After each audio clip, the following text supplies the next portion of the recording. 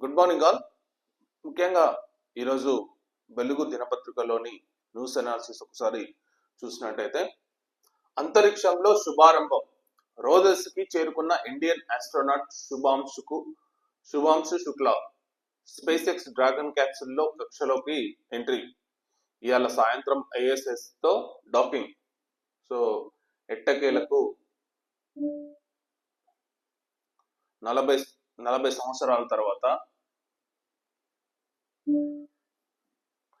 ఎట్టకేలకు 40 సంవత్సరాల తర్వాత అంటే ఆఫ్టర్ రాకేష్ శర్మ ఒక భారతీయుడు అంతరిక్ష కేంద్రంలోకి అడుగు పెట్టడం జరిగిందనమాట. సో ఇది గత కొన్ని రోజులుగా వాయిదా పడుతుంది.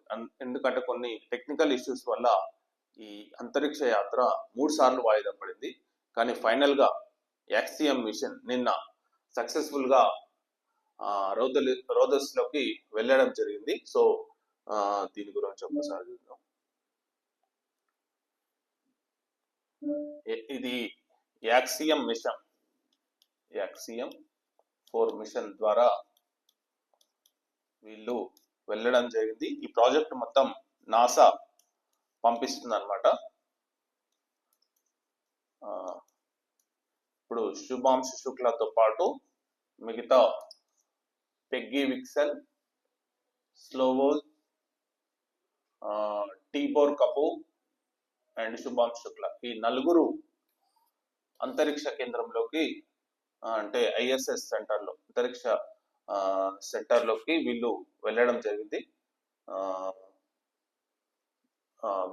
ఎట్లా వెళ్ళారంటే స్పేస్ ఎక్స్ లోని డ్రాగన్ క్యాప్సూల్లో వెళ్ళడం జరిగింది. ఇది ఒక క్యాప్సూల్ ఉంటుంది, డ్రాగన్ క్యాప్సూల్.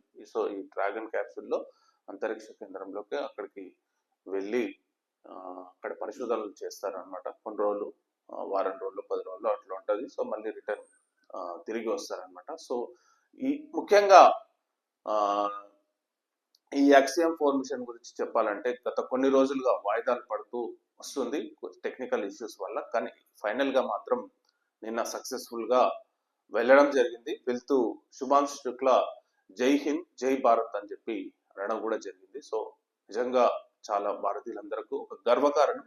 అంతరిక్ష యానానికి 40 సంవత్సరాల తర్వాత ఒక 2వ భారతీయుడు ఇన్ని రోజుల తర్వాత వెళ్ళడం అనేది ఒక శుభ పరిణామం అని చెప్పాలి. సో మళ్ళీ కంప్లీటెడ్ అంటే అతను ఏదైతే వెళ్ళిండో మళ్ళీ సేఫ్ గా భూమి మీదకి రావాలని చెప్పి మనం అందరం కోరుకున్నాం. నెక్స్ట్ 3 నెలల్లోగా పంచాయతీ ఎన్నికలు. రాష్ట్ర ప్రభుత్వానికి ఎన్నికల సంఘానికి హైకోర్టు డెడ్ లైన్. సెప్టెంబర్ 30లోగా ఫలితాలు వెల్లడించాలని తీర్పు. వార్డులు రిజర్వేషన్ల ఖరారు కోసం సర్కారుకు 30 రోజుల గడువు. అంటే ఇప్పుడు ఒక నెల రోజులలో వీళ్ళు ఏదైనా సరే కానీ ఎక్కువ నాంచితే అది వాళ్ళకు ప్రమాదం అవుతుంది. యాక్చువల్లీ ఆర్టికల్ 73 రాజ్యాంగ పంచాయతీ ఈ హక్కుల గురించి పంచాయతీ ఆర్టికల్ 73 ఏం చెప్తుంది అసలు ప్రభుత్వాల గురించి, స్థానిక ప్రభుత్వాల గురించి రాజ్యాంగంలో క్లియర్ గా రాయడం జరిగింది. కానీ అవి లేకుండా ఇప్పుడు ప్రజెంట్ గా అధికారుల పరిపాలన వల్ల అస్తవ్యస్తంగా ప్రజెంట్ గా విలేజ్ లో ఉన్నదన్నమాట. ఎందుకంటే ఒక ప్రెసిడెంట్ కానీ అంటే సర్పంచ్ కానీ ఒక మున్సిపల్స్ కానీ జెడ్పీడీసీ కానీ ఎంపీడీసీ కానీ స్థానిక ప్రభుత్వాలు లేకుండా నడిస్తే ఊర్లో చాలా ఇబ్బందికరం అనమాట. సో ఇది పూర్తిగా రాజ్యాంగ విరుద్ధం అని చెప్పాలి. ఎందుకంటే ఎలక్షన్లు నిర్వహించకపోవడం ఏదో ఒక కారణం చెప్పి దాన్ని పోస్ట్పోన్ చేసి లాస్ట్ గా హైకోర్టు డెడ్ లైన్ ఇచ్చింది. ఇప్పుడు మీరు సెప్టెంబర్ 30లోగా ఎలక్షన్స్ నిర్వహించాలండి. ఒక నెల రోజులు గడువులు ఇచ్చింది. వార్డులు రిజర్వేషన్ల ఖరారు కోసం సర్కారుకు 30 రోజులు గడువు ఇచ్చింది. అంటే ఈ 30 రోజులలో ఏ ఊర్లో ఏ రిజర్వేషన్ వచ్చింది ఏం కదా అనేది మొత్తం తెలవాలి. సో వీళ్ళు ఇంకేం చేస్తారంటే 42% బీసీ అంటే కాంగ్రెస్ పార్టీ ఇప్పుడు బీసీలకు 42% ఇవ్వాలని చెప్పి ప్రపోజల్. ఎందుకంటే మనం కులగణన సర్వే చేశారు కాబట్టి వాళ్ళ జనాభా నిష్పత్తి ప్రకారం 42% ఇవ్వాలి. మరి దీనికి ఇవ్వాలంటే ఇది కేంద్ర ప్రభుత్వం ఇవ్వాలి, సెంట్రల్ గవర్నమెంట్ చేతిలో ఉంటుంది. సెంట్రల్ గవర్నమెంట్ చేతిలో అంటే ఇప్పుడు ప్రజెంట్ గా 42% వాళ్ళు చేస్తారంటే వాళ్ళు చేయరు. ఇప్పుడు అంటే ఇంత తొందరగా వాళ్ళకు అంత అవసరం లేదు, సో చేయరు.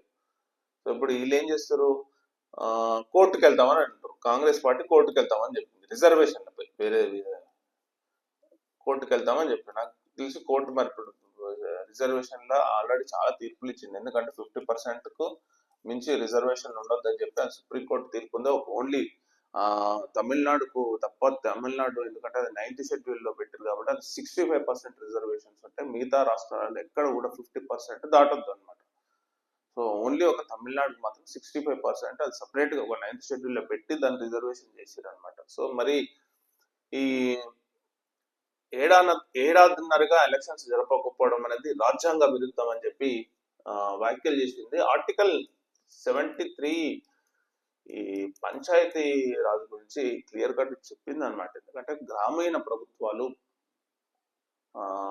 గ్రామీణ స్థానిక ప్రభుత్వాలే విలేజ్ డెవలప్మెంట్ కు ఒక పట్టుకొమ్మలుగా కలిగిస్తే ఇవి లేకపోతే అసలు డెవలప్మెంట్ ఎలా ఉంటుంది. సో అందుకని రాజ్యాంగ విరుద్ధం అని చెప్పి ఎలక్షన్స్ ఖచ్చితంగా నిర్వహించాలని చెప్పి తీర్పు ఇచ్చింది.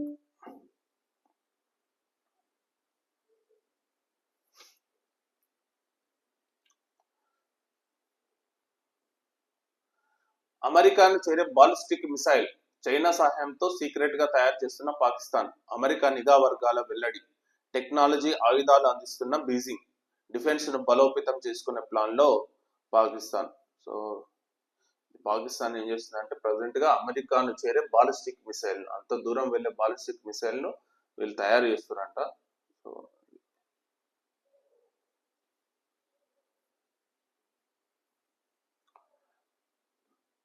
బనకచర్లపై న్యాయ పోరాటం చేస్తామని చెప్పి లీగల్ రోడ్ మ్యాప్ తయారు చేయండి అధికారులకు మంత్రి ఉత్తమ్ ఆదేశం. 30న ప్రజాభవన్ లో ప్రాజెక్ట్ పై పవర్ పాయింట్ ప్రజెంటేషన్. బీఆర్ఎస్ హయాంలోనే ఏపీ ఆ ప్రాజెక్టును పట్టాలెక్కించింది. దాని వెనుక రాజకీయ కోణాలను బయట పెడతామని చెప్పి ఉత్తమ్ కుమార్ రెడ్డి చెప్తున్నారు. సో వారానికి 2 స్కూళ్లకు వెళ్ళండి, అదనపు కలెక్టర్లకు సీఎం రేవంత్ రెడ్డి ఆదేశాలు. పెరుగుతున్న స్టూడెంట్ సంఖ్యలకు తగ్గట్టుగా క్లాస్ రూమ్స్ కట్టండి. సో ముఖ్యంగా అల్టిమేట్ గా ఏమైందో తెలియదు కానీ గవర్నమెంట్ స్కూల్స్ కు పిల్లల తాకిడి అనేది, అడ్మిషన్స్ తాకిడి అనేది చాలా పెరిగింది. కొన్ని స్కూళ్ళల్లో దాదాపు ఎన్నో స్కూల్స్ రీఓపెన్ చేసారు. ఒక 133 స్కూల్స్ రీఓపెన్ చేసారు. కొన్ని స్కూళ్ళల్లో చాలా స్ట్రెంత్ 1, 2 ఉన్న స్ట్రెంత్ నుంచి ఒక 30 స్టూడెంట్స్ వరకు అనూహ్యంగా పెరిగింది. మరి చైతన్యం రావడం నిజంగా చాలా మంచిది అనమాట. ఎందుకంటే గవర్నమెంట్ స్కూళ్ళలో చదివితే మా పిల్లాడు ఎట్లా అయిపోతాడో అనే విధంగా ఉన్న సమాజంలో ప్రెసెంట్ గా గవర్నమెంట్ స్కూల్స్ కే పంపిస్తాం.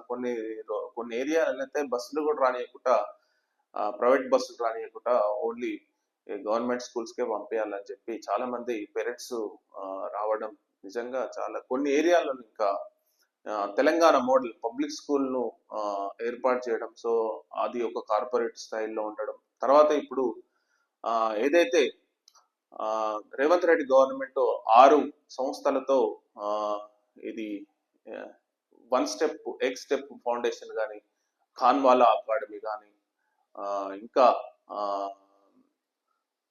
ఒక 3-4 సంస్థలతో, ఎన్జిఓస్ తో ఈ సంస్థ ఒప్పందం కుదుర్చుకుంది. అందులో ఐఐటి, ఎన్ఐ, జేఈ కానీ, ఇట్లాంటి వాటికి నీట్ కానీ, ఇట్లాంటి పెద్ద పెద్ద కోర్సులు చదివేటందుకు కూడా కోచింగ్ ఇచ్చేటట్టు ఫిజిక్స్ వాళ్ళ ఖాన్ అకాడమీ, ఫైజామా అకాడమీ, ఎక్స్ స్టెప్ సో ఇట్లాంటి సంస్థలతో ఒప్పందం కుదుర్చుకోవడం, నిజంగా వాటిని బలోపేతం చేయడం అనేది మరి నిజంగా అల్టిమేట్ గా అయితే గవర్నమెంట్ స్కూల్స్ కు తాకిడైతే విపరీతంగా పెరిగింది. దానిపై ఫోకస్ చేయాలని చెప్తుంది. పెరుగుతున్న స్టూడెంట్ల సంఖ్యకు తగ్గట్టుగా క్లాస్ రూమ్స్ కట్టండి. మధ్యాహ్న భోజనం కోసం సోలార్ కిచెన్లు, సివిల్, మెకానికల్, త్రిబుల్ ఈ కోర్సులకు డిమాండ్ ఎందుకు లేదు? ఐఐటీలో అన్ని కోర్సులకు డిమాండ్ ఉన్నట్లే రాష్ట్ర ఇంజనీరింగ్ కాలేజీలో ఉండాలి. సో ఇదంతా మొత్తం విద్యా వ్యవస్థను బలోపేతం చేయాలని చెప్పి సీఎం రేవంత్ రెడ్డి గారు అనడం జరిగింది. సో మేజర్ గా ఇదండి news analysis. So thank you very much.